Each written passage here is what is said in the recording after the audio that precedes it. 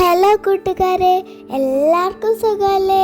നമുക്കിന്ന് ജ്യാമിതീയ രൂപങ്ങളെ കുറിച്ച് പഠിക്കാം. സർക്കിൾ, ഇതിനെ മലയാളത്തിൽ വൃത്തം എന്നു പറയും.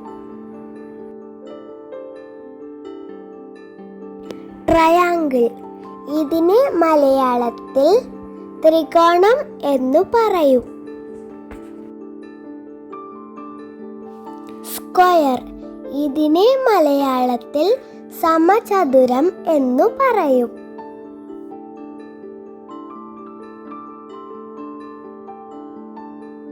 റെക്ടാങ്കിൾ, ഇതിനെ മലയാളത്തിൽ ദീർഘചതുരം എന്നു പറയും.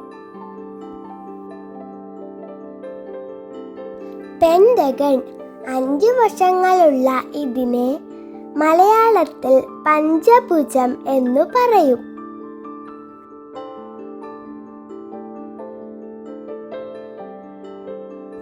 ഹെക്സഗൺ, 6 വശങ്ങളുള്ള ഇതിനെ മലയാളത്തിൽ ഷഡ്ഭുജം എന്നു പറയും.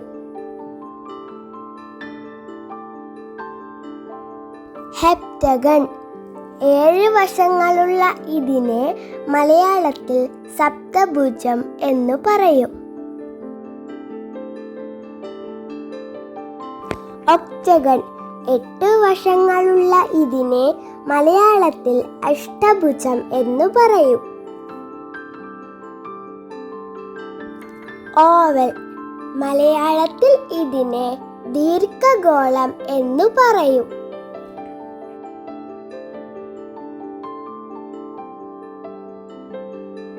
ഡയമണ്ട്, മലയാളത്തിൽ ഇതിനെ വജ്രാകൃതി അല്ലെങ്കിൽ ചതുർഭുജം എന്നും പറയുന്നു. സ്റ്റാർ, മലയാളത്തിൽ ഇതിനെ നക്ഷത്ര ആകൃതി എന്ന് പറയും.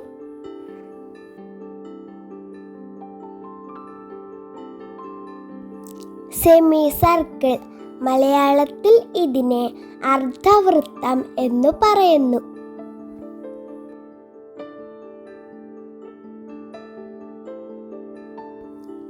സിലിണ്ടർ, മലയാളത്തിൽ ഇതിനെ സിലിണ്ടർ എന്ന് തന്നെ പറയുന്നു.